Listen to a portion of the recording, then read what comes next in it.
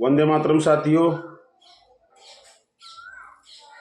जय गौ माता, जय भारत माता। मैं आपका मित्र किसान पुत्र श्याम स्वदेशी एक लंबे समय के बाद एक बार पुनः आप सभी भाइयों के बीच में उपस्थित हूँ। एक महत्वपूर्ण विषय लेकर मैं आया हूँ। सभी भाइयों से मैं निवेदन करता हूँ कि यदि आपको लगता है कि मेरे द्वारा कही गई बातें प्रामाणिक हैं, सत्य हैं और इनमें दम है, तो वीडियो को शेयर करें, कमेंट करें, आशीर्वाद दें। धन्यवाद साथियों। अभी कुछ दिन से एक मुद्दा गरमाया हुआ है। वृंदावन के एक महाराज हैं प्रेमानंद जी महाराज, और एक सीहोर के महाराज हैं प्रदीप मिश्रा जी। तो प्रदीप मिश्रा जी ने कहीं भागवत की कथा में या किसी वीडियो में राधा रानी पर कोई अनर्गल टिप्पणी कर दी, जिससे जिसका विरोध प्रेमानंद जी महाराज ने वीडियो के माध्यम से दिया, धमकी भी दी।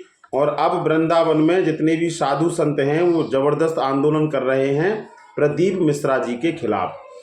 दरअसल आज यह एक बड़ा महत्वपूर्ण विषय है और समझने वाली बात है, और यह हिंदू धर्म, सनातन धर्म यदि आज इस बात को समझ लेता है तो शायद एक अच्छे परिणाम निकलेंगे, अन्यथा विनाश निश्चित है। साथियों, ईश्वर एक है, वेद एक है, वेद उसका गाइडलाइन है, वह पढ़ना चाहिए, निराकार है, एक ईश्वर है। अपने अपने मत पंथों के हिसाब से इन्होंने भगवान की अलग अलग मूर्तियां बना दी, अलग अलग मान्यताएं बना दी, और इन्हीं मान्यताओं के कारण जब स्टालिन जैसा दुष्ट व्यक्ति और सनातन को गाली देता है तो पूरे विश्व में से कहीं भी उसके विरोध में आवाज नहीं उठती, क्योंकि उसने सनातन के बारे में कहा है। और हम एकजुट नहीं है, हमने अपनी अपनी मान्यताएं बना रखी हैं। जैसे राधा रानी के विषय में अभी प्रदीप मिश्रा जी ने टिप्पणी की तो उनको परेशानी हुई जो राधा रानी को मानते हैं। कृष्ण जी के बारे में कोई टिप्पणी करता है तो उन्हें परेशानी होती है, वे विरोध करते हैं जो कृष्ण जी को मानते हैं। श्री राम जी के बारे में कोई अनर्गल टिप्पणी करता है तो उन लोगों को परेशानी होती है, वे लोग विरोध करते हैं जो श्री राम जी को मानते हैं। क्योंकि सनातन को आप मानते ही नहीं हैं, एक ईश्वर को आप मानते ही नहीं हैं, आप टुकड़ों में बटे हुए हैं, आप मान्यताओं के आधार पर इन टुकड़ों में बटे हुए हैं। और ये अंग्रेजों का एक षड्यंत्र था कि इन्हें बांट दीजिए। उसका प्रमाण ये है, इसका प्रमाण आपके सामने है कि राधा रानी के बारे में टिप्पणी करने के बाद इतना जबरदस्त विरोध होता है, और सनातन के ऊपर अनर्गल टिप्पणी करने के बाद स्टालिन जैसा व्यक्ति का कोई विरोध नहीं करता है। तो इसका एक प्रमाण आपके सामने है जो अब आप देख रहे हैं। अर्थात मैं इस वीडियो के माध्यम से आपको बताना चाहता हूं कि सनातन धर्म को मिटने का, सनातन धर्म को नष्ट होने का, सनातन धर्म के सिकुड़ने का एकमात्र कारण है अनेक ईश्वरवाद, अनेक भगवानवाद। आप एक मान्यता पर आइए, आप वेद की मान्यता पर आइए, आप एक ईश्वर की मान्यता पर आइए, एक साथ आवाज निकलेगी और सनातन पुनः बुलंद होगा।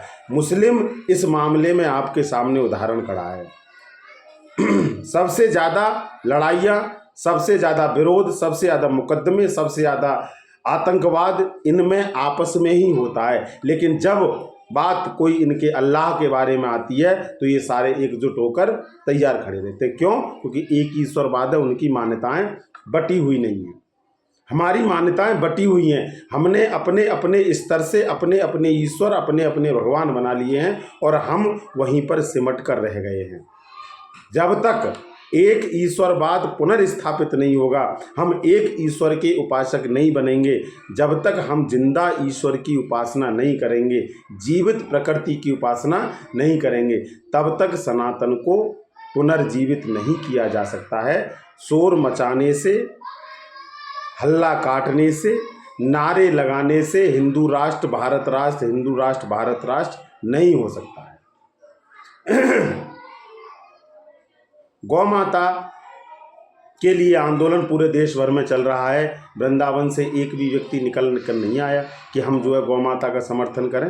क्यों? क्योंकि गौ माता के लिए वही लड़ेंगे जो गौ माता को समझते हैं, जिनकी गौ माता में श्रद्धा है।